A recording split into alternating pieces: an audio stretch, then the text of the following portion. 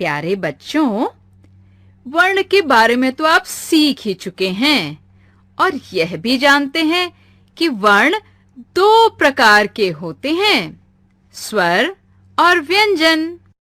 आइए अब स्वरों के बारे में कुछ और सीखें। ये देखिए, स्वर क्या कर रहे हैं? कुछ समझ आया क्या बच्चों? जो स्क्रीन पर दिख रही हैं, वे स्वरों की मात्राएं हैं। क्या हैं? मात्राएं।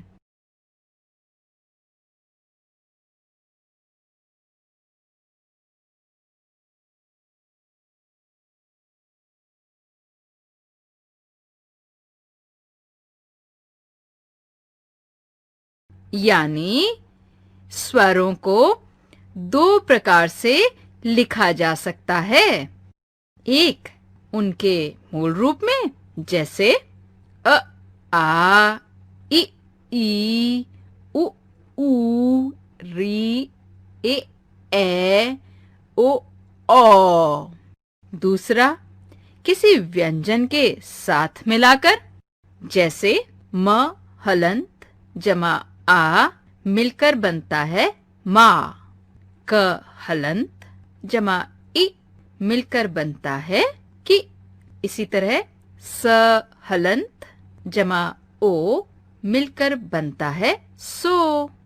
प हलंत जमा ऋषि वाला री मिलकर बनता है प्री।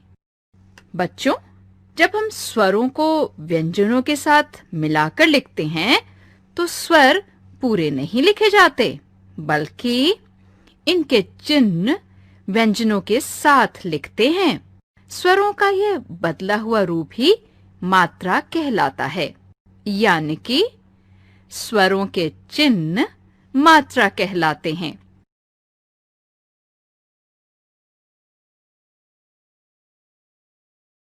आइए सभी मात्राओं को ध्यान से देखें। बच्चों, हमेशा याद रखना कि अ की मात्रा नहीं होती, आ की मात्रा होती है ऐसी, मामा। इ की मात्रा होती है ऐसी, दिल। ई की मात्रा होती है ऐसी, पीली। उ की मात्रा होती है ऐसी, सुन। ऊ की मात्रा होती है ऐसी, फूल। री की मात्रा होती है ऐसी, गृह। ए की मात्रा होती है ऐसी, केला। ए की मात्रा होती है ऐसी, पैसा। ओ की मात्रा होती है ऐसी, मोर।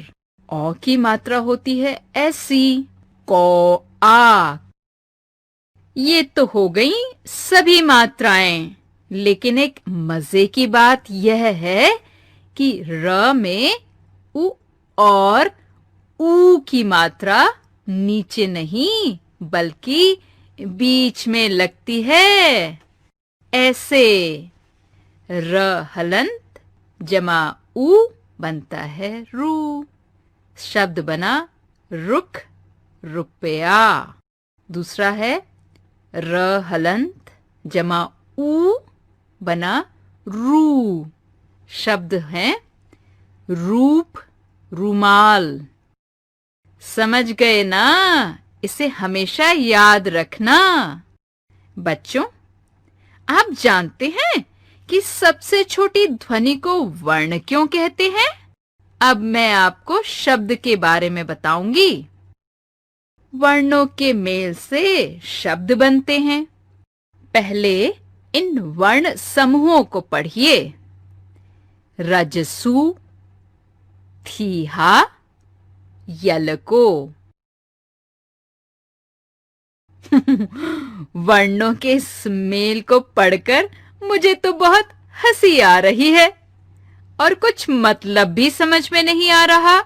यानी कि किसी भी वर्ण को मिला देने से शब्द नहीं बनते, बल्कि वर्णों के सही और पूरा अर्थ देने वाले मेल से शब्द बनते हैं।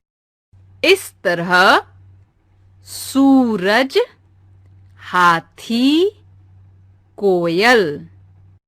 अतः हम कह सकते हैं कि पूरा अर्थ प्रकट करने वाले वर्ण समूह को शब्द कहते हैं।